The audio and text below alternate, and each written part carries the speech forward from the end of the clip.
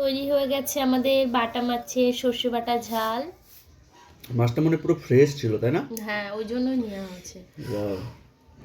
অনেকদিন পরে একটু অতিরিক্তই খেলাম। মাছটা কিন্তু দুর্দান্ত ছিল। দুর্দান্ত মানে বাটা মাছের সর্ষে বাটা ঝাল হবে। বাটা মাছগুলো একদম ফ্রেশ আর বেশ বড় বড় ছিল, যে ওই জন্য দু টুকরো করে নিয়েছি, অনেকটা বড় ছিল। তো চলুন রেসিপিটা বানাই, আপনাদেরকেও দেখাই। মশলা বলতে এই যে একটুখানি আদা, জিরেটা গুঁড়ো আছে, জিরে আর বাটবো না। কাঁচা লঙ্কা, আদা আর কাঁচা লঙ্কাটা একসঙ্গে বেটে নেব।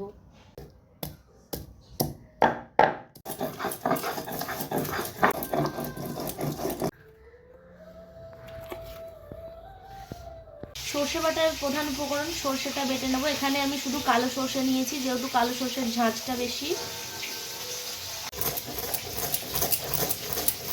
সর্ষেটা ভালো করে বেটে নিয়েছি, এবার একটু ছাঁকনি দিয়ে ছেঁকে নেব, তাহলে সর্ষের খোসাটা পেটটা একটু ভারী ভারী করে। কড়া দিয়ে তেলটা বেশ ভালো মতো করে গরম হয়ে গেছে। যেহেতু মাছটা জ্যান্তই ছিল, ওই জন্য খুব বেশি ভাজার প্রয়োজন নেই, মোটামুটি যেটুকু প্রয়োজন সেটুকু ভেজে নিলেই হয়ে যাবে।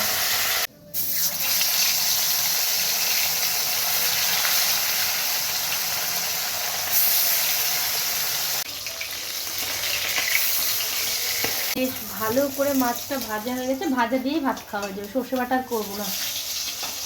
হ্যাঁ, গরম গরম ভাত আর মাছ ভাজা কিন্তু ভালোই লাগে খেতে। আর বাটা মাছটা ভাজা ভালো লাগে। তোমার তো মাছ ভেজে দেখে চোখগুলো বড় বড় হয়ে গেছে। মাছগুলো কিন্তু খুব সুন্দর। তাড়াতাড়ি করে বানিয়ে ফেলি, নাহলে ভাজা মাছ প্লেটে আছে, একটাও থাকবে না। মাছ ভাজা ওই তেলেই অল্প করে কালো জিরে ফোড়ন দেব। ফোড়ন দিয়ে নিয়ে আদা কাঁচা লঙ্কা বাটাটা দিয়ে দিলাম, স্বাদ মতো জিরে গুঁড়ো দিলাম, পরিমাণ মতো লবণ, পরিমাণ মতো হলুদ গুঁড়ো, সব কিছু একসঙ্গে এবার আস্তে আস্তে 2-4 মিনিট ভালো করে কষিয়ে নেব। অল্প পরিমাণে একটু চিনি দিলাম, সর্ষে বাটাটা একটু হালকা একটু মিষ্টি মিষ্টি না হলে ভালো লাগে না।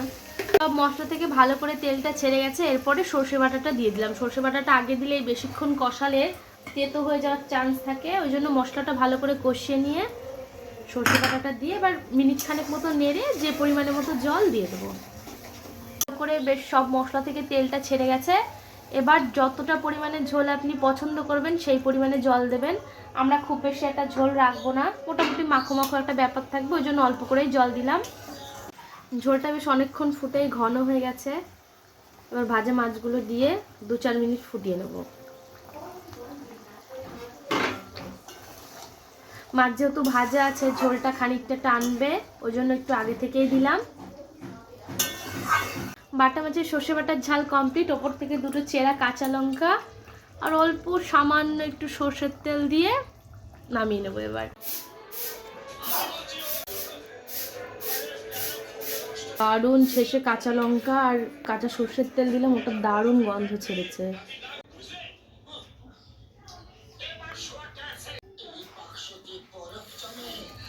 আমি একটু হালকা গ্রেভি রেখেছিলাম ঝোলের, একদম শুকনো শুকনো করিনি, যেহেতু দুপুরবেলা ভাত দিয়ে খাওয়া হবে।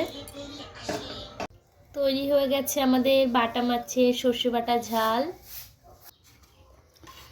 একটু গ্রেভি দাও, ব্যাস আর লাগবে না। লঙ্কাটা একটু ডলে নেব, কাঁচা লঙ্কার ফ্লেভার আর এই সর্ষের ঝাঁঝ দুটো একসঙ্গে পুরো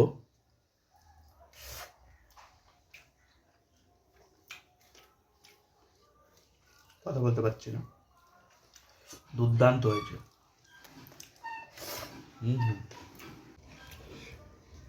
মাছটা মনে পুরো ফ্রেশ ছিল, তাই না? হ্যাঁ, ওই জন্যই নেওয়া হয়েছে। দারুণ। বাটা মাছটা আমি অনেকদিন পরে খাবো, অনেকদিন ধরে বলছিলাম।